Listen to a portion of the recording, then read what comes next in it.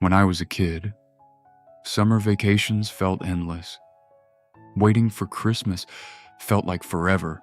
Even waiting for my birthday seemed impossible. Now, it feels like January was yesterday. You blink, and somehow, it's already December again. Another year. Gone. People usually say the same thing.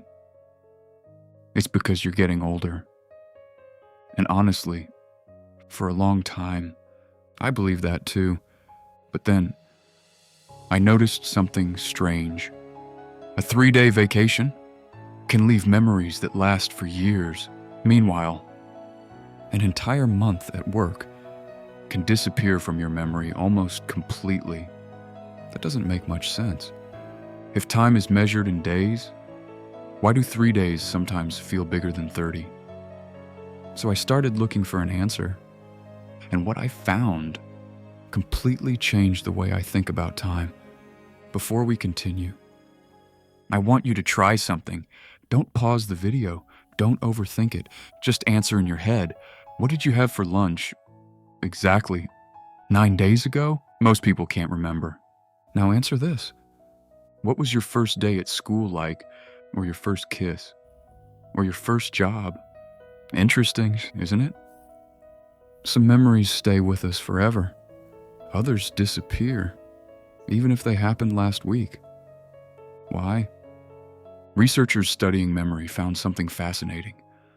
Your brain doesn't experience life the way a camera records a movie. It rebuilds it.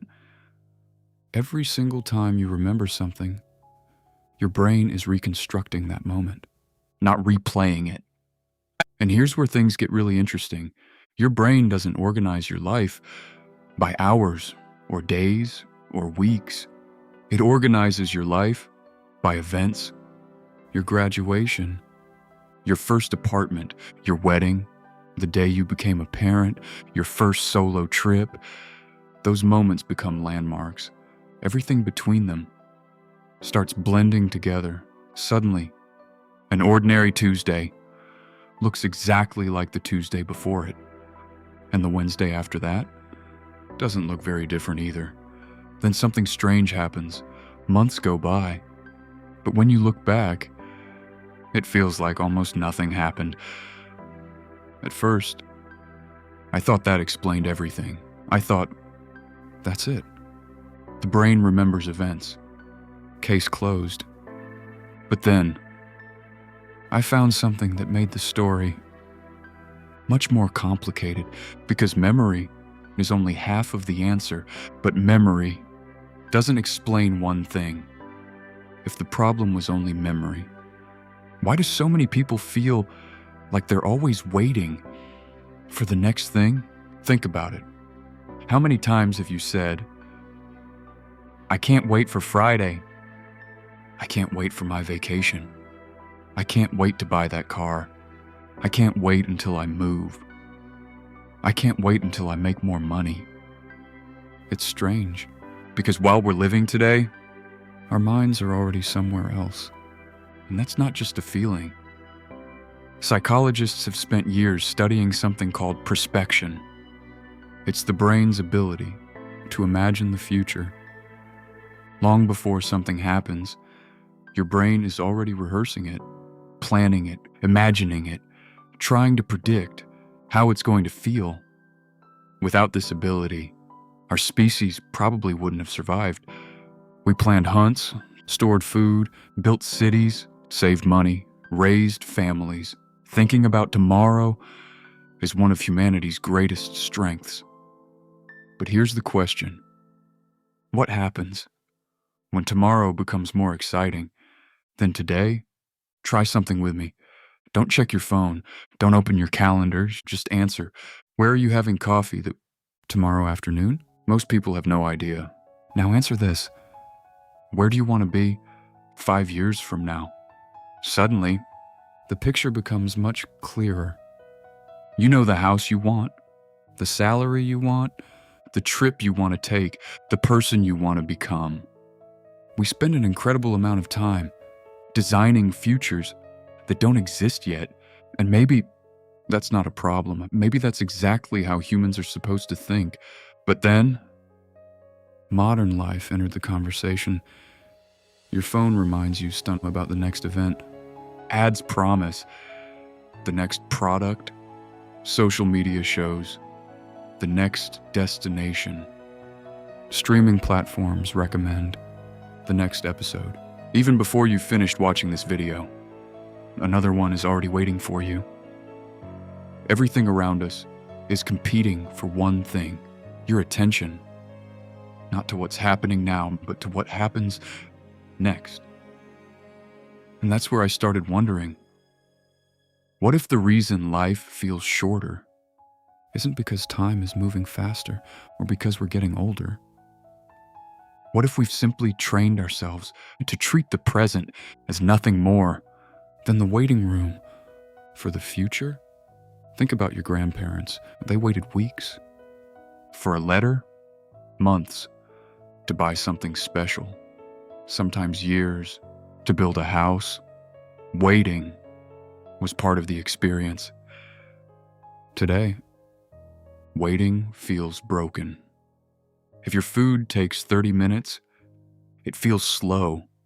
If a video doesn't grab you, in 10 seconds, you swipe away. We've become incredibly good at reaching the next moment, but maybe we've forgotten how to fully experience the one we're already living. And that's when I found a study that completely changed the way I think about time. The study I found didn't say that phones or shopping or social media make time move faster. That's important, because they don't. What the research suggests is something much more interesting. Your brain gives priority to moments that feel different, unexpected, emotional, new. Everything else gets compressed. Think about the last month, not the meetings, not the emails, not the traffic. Think about the moments, but that actually stayed with you. Maybe there weren't many, and maybe that's exactly the point. For most of human history, life wasn't exciting every 5 seconds.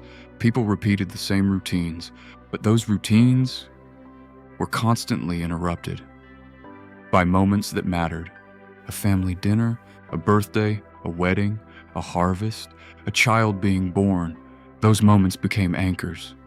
Today, our routines are interrupted too, but mostly by notifications, ads, short videos, messages, updates, thousands of tiny moments that demand your attention without becoming memories.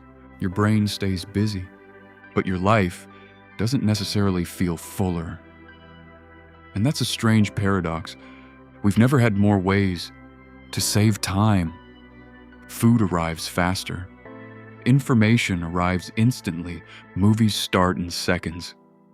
You can talk to someone on the other side of the planet for free.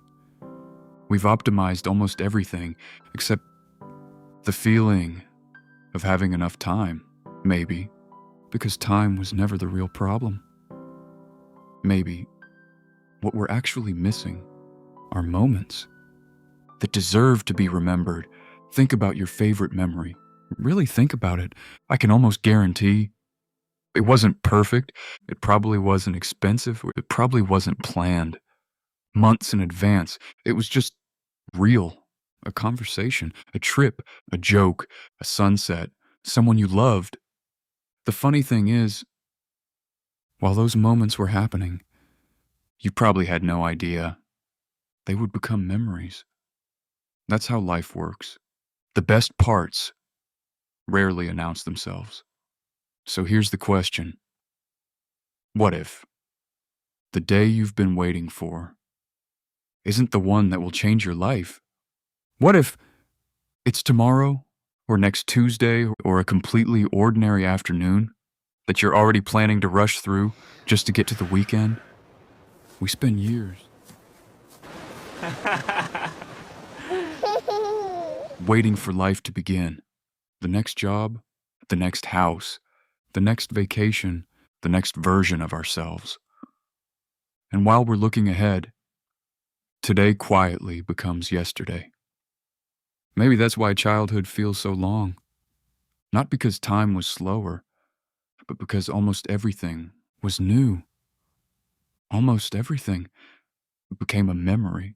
So maybe you don't need to chase bigger moments. Maybe you just need to notice the ones already happening. Because one day, this ordinary day will be part of your past, and you won't remember how many emails you answered or how many notifications you opened. You'll remember the moments that made this day different from every other one. Maybe time isn't moving faster. Maybe we've simply forgotten how to create days worth remembering.